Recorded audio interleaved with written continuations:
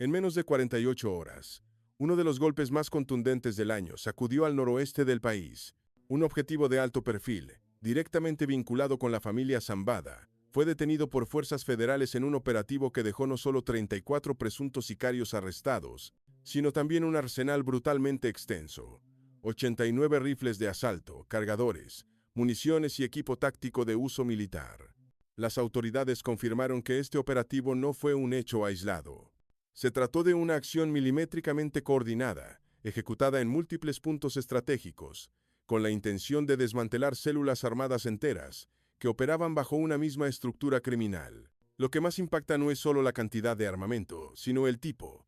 Armas de grueso calibre diseñadas para confrontaciones de alto poder, tanto contra grupos rivales como contra fuerzas de seguridad. Pero lo más alarmante es la red detrás del detenido.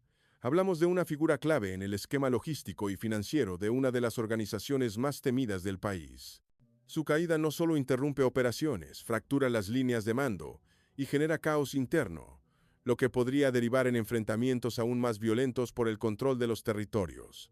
Este arresto compromete la operatividad de rutas clave para el tráfico de armas, drogas y dinero. Y aunque representa una victoria para las autoridades, también expone un riesgo inminente. El vacío de poder que deja podría encender nuevas disputas sangrientas. Fuentes cercanas a la investigación revelan que este arresto fue posible gracias a un seguimiento prolongado, apoyado por inteligencia táctica e infiltración. Según testigos, la operación fue fulminante, sin oportunidad de huida, sin margen de reacción. No hubo intercambio de disparos, solo precisión quirúrgica. La respuesta de las comunidades afectadas ha sido de tensión y temor. Muchos habitantes permanecieron resguardados en sus hogares durante los momentos críticos del operativo. En las redes sociales comenzaron a circular imágenes de convoyes blindados, recorriendo zonas rurales y retenes improvisados controlando accesos.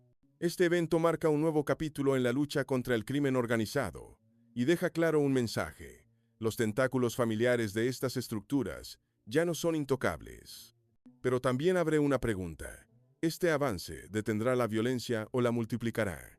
Tras el golpe al núcleo de la familia Zambada, lo que siguió fue una serie de reacciones en cadena que dejaron en claro una cosa: el crimen organizado no retrocede sin hacer ruido. Lo que parecía una victoria táctica se transformó en una nueva fase de reacomodos violentos, donde los grupos armados comenzaron a disputarse el control de rutas, territorios y recursos estratégicos. En los días posteriores a la detención, se detectó un aumento inusual en la actividad de convoyes armados en varios municipios del norte y occidente del país. Según reportes ciudadanos, columnas de vehículos blindados sin placas circularon por caminos rurales y brechas de terracería, en lo que se interpretó como movimientos de reposicionamiento interno entre facciones rivales. La lógica es brutalmente simple. Cuando cae una cabeza, otros intentan ocupar su lugar. Las fuerzas federales, anticipando esta reacción, intensificaron sus despliegues en al menos 3 estados simultáneamente. Las operaciones se ejecutaron de forma paralela, como una maniobra de contención preventiva. El objetivo era claro: evitar que la caída de un líder provocara un desbordamiento de violencia, represalias o venganzas que afectaran a la población civil. Lo que hace este momento especialmente delicado es que las estructuras criminales no solo operan con armas, sino con información, dinero y redes de corrupción.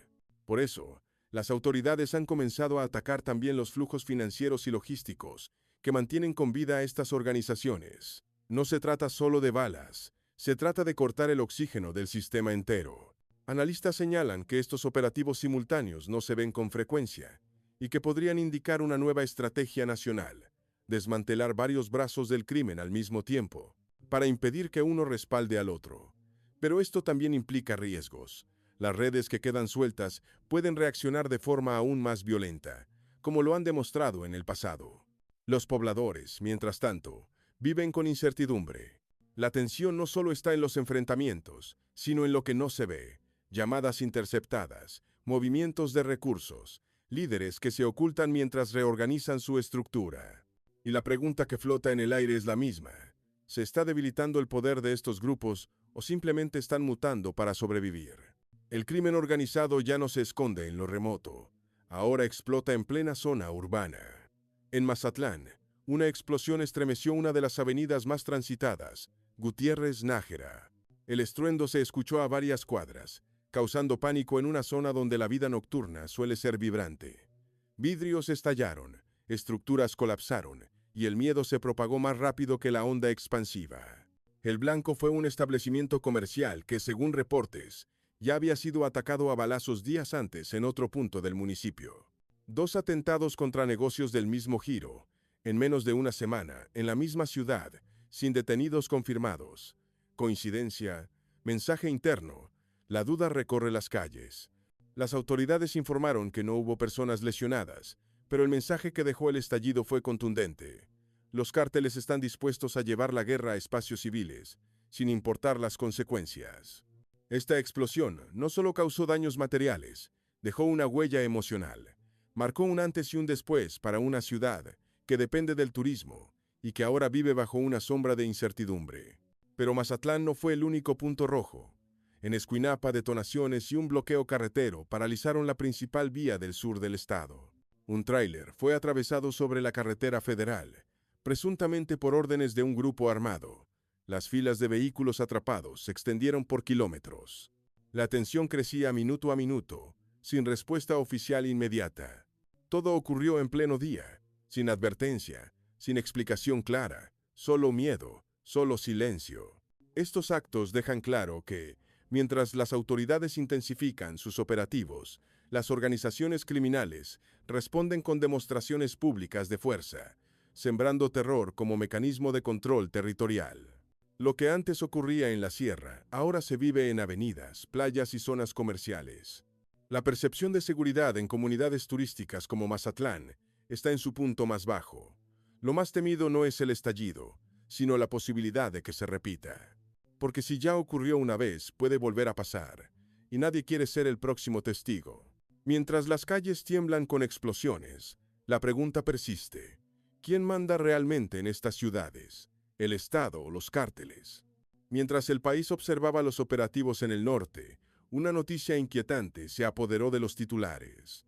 13 jornaleros agrícolas, incluyendo un conductor de transporte federal, desaparecieron sin dejar rastro en el municipio de Concordia, Sinaloa. El grupo viajaba desde Hidalgo hacia una comunidad agrícola y, según los registros, su última ubicación fue una parada en una gasolinera. 2 minutos después, el silencio absoluto. Durante horas, sus familias vivieron una angustia insoportable. Los teléfonos no respondían, el vehículo no aparecía, y la zona donde desaparecieron ya había sido identificada como corredor de riesgo.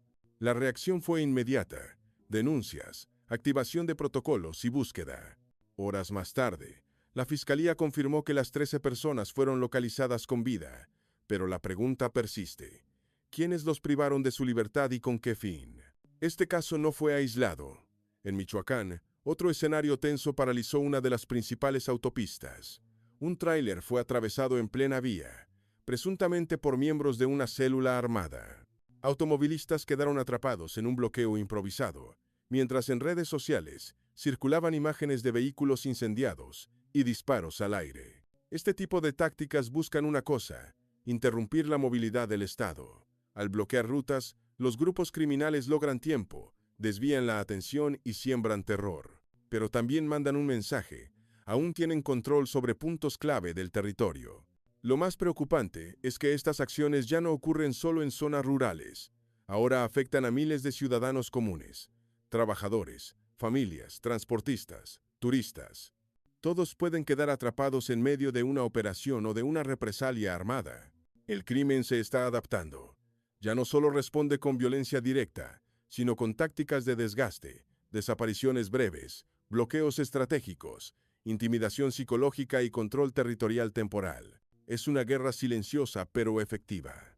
Y en medio de este tablero, los civiles siguen siendo las principales víctimas colaterales, sin explicación, sin garantías, sin protección plena. La violencia no siempre hace ruido. A veces se manifiesta como eso: una pausa en el camino, un teléfono que no vuelve a sonar, o un tráiler atravesado en la carretera.